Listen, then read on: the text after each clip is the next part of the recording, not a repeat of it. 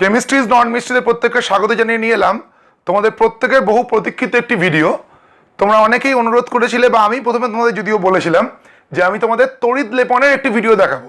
Class 10-এর যখন তড়িৎ বিশ্লেষণ পড়েছিলাম সেখানে, যদিও এই পরীক্ষাটি ক্লাস 8 এবং 10 দুই ক্লাসের জন্যই উপযোগী, বা যে কোনো কেউ দেখতে পারো। এই ধরনের পরীক্ষা দেখতে প্রত্যেকেরই বেশ মজা লাগে। তা আমরা যেটা করব, এই যে পাইপটা আছে এর গায়ে তামার আস্তরণ দেবো। দেখো এই পাইপটার গায়ে কিন্তু আপাতত কোনো আস্তরণ নেই। তোমাদের প্রসঙ্গক্রমে বলে রাখি এটা একটি অ্যালুমিনিয়ামের পাইপ। তো তার উপর আমরা কি করবো, তামার আস্তরণ দেবো। তাহলে আমরা এখানে একটা 9 ভোল্টের ব্যাটারি ইউজ করছি। এই ব্যাটারির ক্ষেত্রে নিয়মটা হচ্ছে পজিটিভ প্রান্ত থেকে যে তারটা নির্গত হয় তাতে লাল রং দেওয়া থাকে, আর নেগেটিভ প্রান্তে তারটাতে কালো দেওয়া থাকে। আমি তার সঙ্গে আর একটা লাল তার জুড়ে নিয়েছি, আর কালোর সঙ্গে একটা নীল তার জুড়ে নিয়েছি। এবারে হচ্ছে তাহলে তড়িৎ লেপনের বেসিক নিয়মটা কি, যে ধাতু দিয়ে প্রলেপ দিতে হবে তাকে নিতে হবে হচ্ছে অ্যানোডে। অ্যানোড মানে ব্যাটারির পজিটিভ প্রান্ত। দেখো আমরা তামা দিয়ে প্রলেপ দেবো, তো তামাটাকে নিয়েছি অ্যানোডে। তো তামাটাকে আমরা যথারীতি তড়িৎ বিশ্লেষের মধ্যে দিয়ে দিলাম। তড়িৎ বিশ্লেষণটা কি, এখানে হচ্ছে কপার সালফেট, অর্থাৎ তুঁতে যাকে আমরা সাধারণ বাংলায় বলি CuSO4।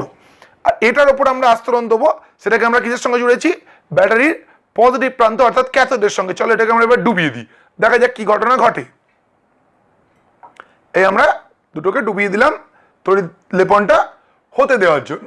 দেখা যাক তড়িৎ লেপনটা কিছুক্ষণ হওয়ার পর কি হয় আমি তোমাদের এই ঘটনার মধ্যে বলতে থাকি। এখানে যেটা হয়, এই যে পজিটিভ প্রান্তে কপারটা রয়েছে, এই কপারটা কি করে, কপার 2+ আয়ন আকারে দ্রবণে চলে আসে এবং ওই প্রান্তে যে ইলেকট্রনটা জমা থাকে সেটা ব্যাটারির মধ্যে চলে আসে।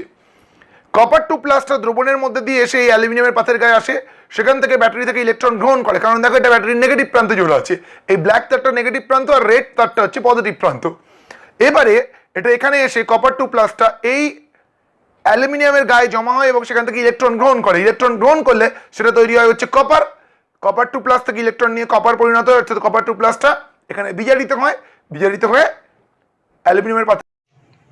চলো বেশ কিছুক্ষণ সময় অর্থাৎ প্রায় মিনিট 10 তড়িৎ বিশ্লেষণ প্রক্রিয়াতে তড়িৎ লেপন চলছে। তাহলে এবার আমরা দেখি ফাইনাল ফল মোটামুটি কিরকম দাঁড়িয়েছে। আমরা এই অ্যালুমিনিয়ামের পাইপটা তুললাম। দেখো এবার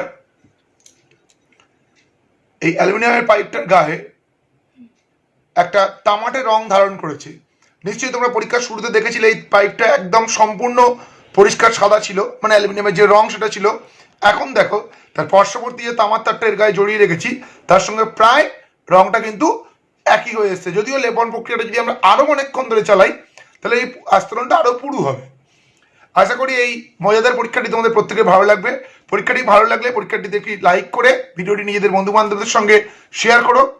এই ভিডিওটির মাধ্যমে যারা আমাদের চ্যানেলে প্রথমবার এলে তারা অবশ্যই আমাদের চ্যানেলটিকে সাবস্ক্রাইব করো, কারণ আমরা এরকম বিজ্ঞানের ছোটখাটো মজাদার পরীক্ষার সঙ্গে নিয়ে আসি। ক্লাস 6 থেকে 12 পর্যন্ত বিজ্ঞান, অঙ্ক এবং 11-12 কেমিস্ট্রির সমস্ত গুরুত্বপূর্ণ ভিডিও।